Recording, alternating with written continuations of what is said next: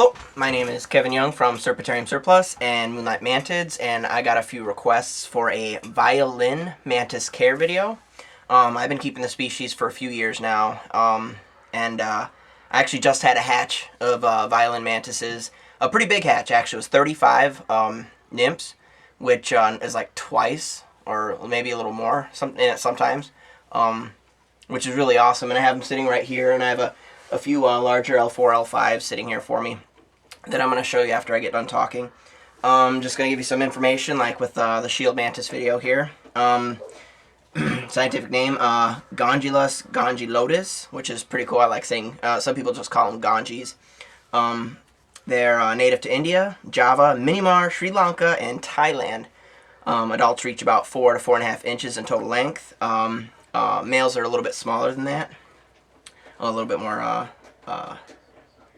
little thinner. They have a lot of common names, which is really cool. People don't know this. They usually just call them violin mantises, but they're also known as wandering violins, stick mantises, and one of my favorites, the Indian rose mantis.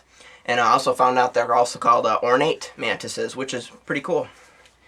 Let's talk about their appearance a little bit more.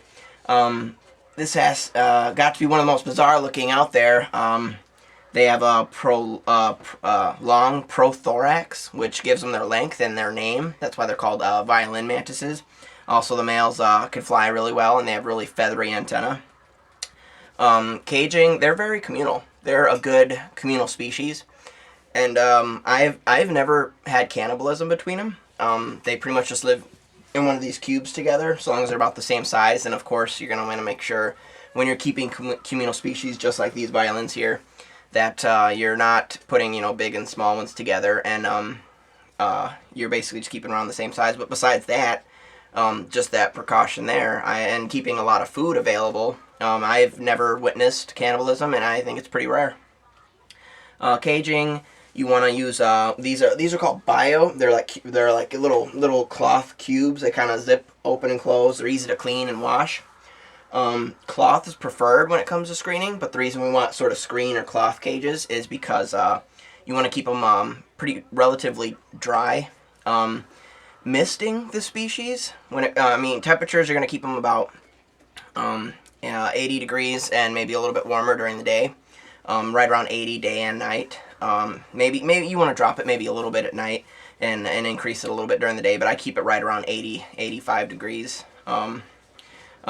Misting with this species is pretty controversial because some people are like, oh, never mist them, don't ever mist them, and other people's like, well, just mist a little bit before they shed. I personally, when they're younger, I mist them a bit more because the only serious issues with these are their molts, and they can have mist molts sometimes, especially when they're younger. So I like to mist them in the morning and in the evening a little bit, just lightly from a distance with like a little sprayer, just like this here.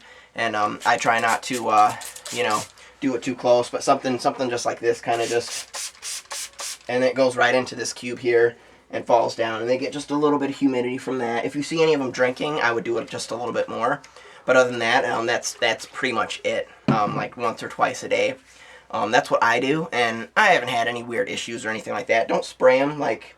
You don't want to like spray on top of them or anything like that, like a regular mantis, kind of getting them wet so they can drink. They're pretty dry, pretty warm species. What I do is I put a, and I'll show you when I'm giving you a little tour of my setup. I keep a heat lamp on my cube at all times. Also, you're gonna want natural day and night light cycles, which is important. Keeping a photo period with them is pretty important. Feeding them, you're going to feed probably L1s, L2s, L3s, maybe even L4s. Hidey eyes, Malagasters first, and then hidey eyes a little bit later. After that, you want to almost feed or offer exclusively house and blue bottle flies, which you can buy like spikes from a bait shop and let them pupate. And keep them in your fridge till you're ready to use them, or you can go online and there's a few places you can find large quantities of blue bottle flies. But if you have just a few, go to a bait shop, buy the maggots, and let them pupate, and then you have all the flies you need. Let's see here. They'll eat other things like roaches sometimes, and crickets and things like that. some people are like, oh no, it'll cause complications and stuff. I throw in a few random things too, mealworms or whatever.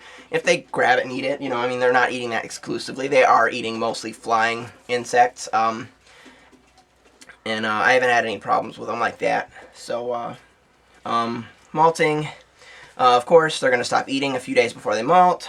They're going to molt probably every 2 weeks, and then as they get older, it's going to slow down a little bit till about the last few molts will be about 3 to 4 weeks. And there's going to be about 7 molts for females and about 6 molts for males. Pretty common thing. You don't want to disturb them, and of course, before molt, you're gonna make sure that you raise the humidity a little bit. Like I said, when it comes to illnesses for these guys, they don't really get sick. They're not going to dehydrate. Basically, you just want to keep them dry and warm. And besides that, when they're younger, they do have some shedding issues. And I think it's because they're not being misted enough, or just keeping the humidity a little bit higher. I don't keep anything in here that is moist. I just randomly mist it a little bit. If I notice it's been a little bit since they've shed, and I know they're going to shed soon, I'll maybe mist a little bit more. But that's about it. Also, I'll wait for the end to show you that I just realized something really cool about this species, and not too many mantids do this, or have this unique, I don't know if it's an advantage or disadvantage, but it's pretty cool. Sexing them is pretty easy. Females grow,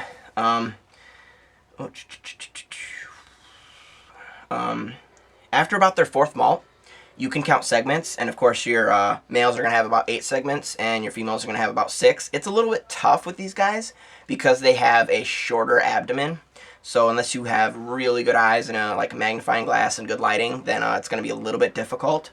But another way to tell is the males have feathery antennae. Not a lot of mantids actually go to that extent when it comes to, female finding equipment, but some insects, and these violin mantises, have these nice feathery antennae, which they use to pick up signals from the females during the mating season, and they're pretty good flyers.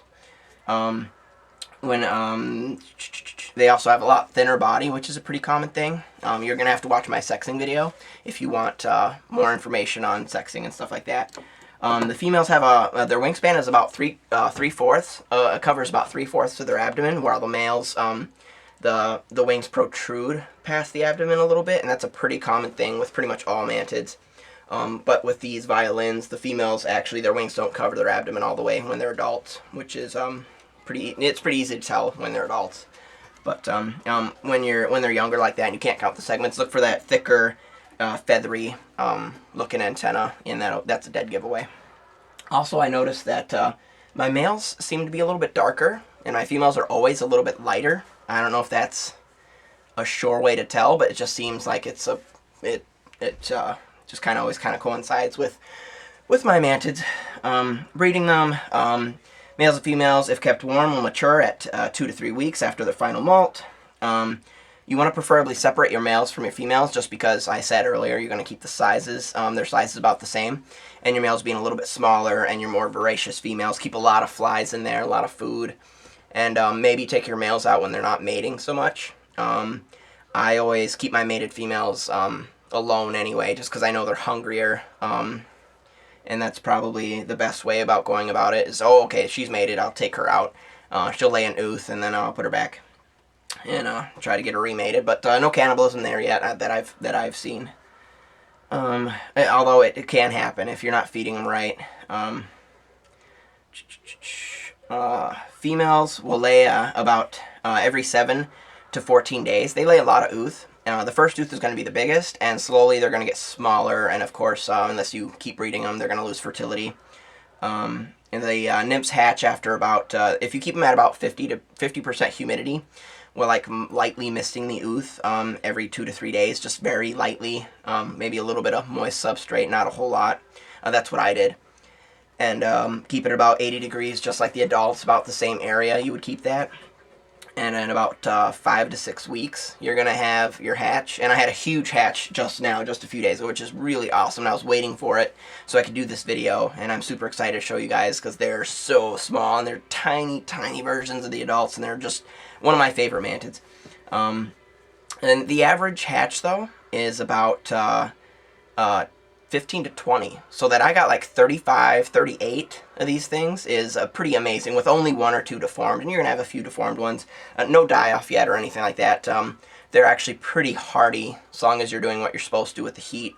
Low humidity, if any, and just keeping them dry in these cubes communally, and lots of food. And I actually don't have like just die-offs or just cannibalism or anything like that. Mostly the first few sheds is when I get mismalts, if I'm not keeping up on humidity enough, just a little bit. And some people are like, no, you never miss them, and it's just really controversial. But the thing is, I do it, and I don't have any problems. So, overall, it's like my top 3 favorite species. So long as you miss them once in a while, and you keep them on a little bit of heat, and I'm going to show you right now, you're going to end up with some really cool looking mantids. They're definitely really cool. Should be on anybody's want list. They're not very commonly offered right now, but I'm pretty sure with good information out there, it's going to get a lot easier, a lot better. I'm always super excited about my violins. I have to have some. If I don't have a few violins, I'm not a happy guy. I have to have some on me. And they're just, I guess they're a lot of people's favorite. Let me show you some real quick. Ooh,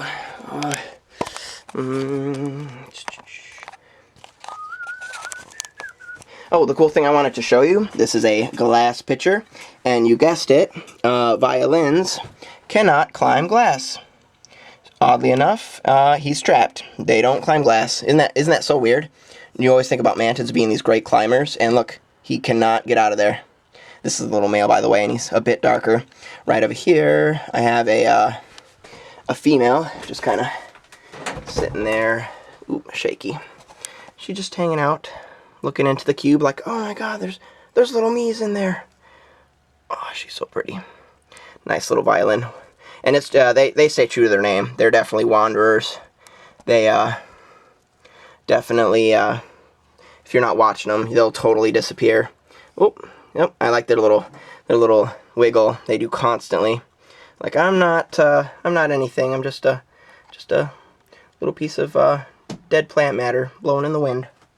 Alright, I'm going to show you some of my babies I had hatched. 35. It's got to be some kind of a record.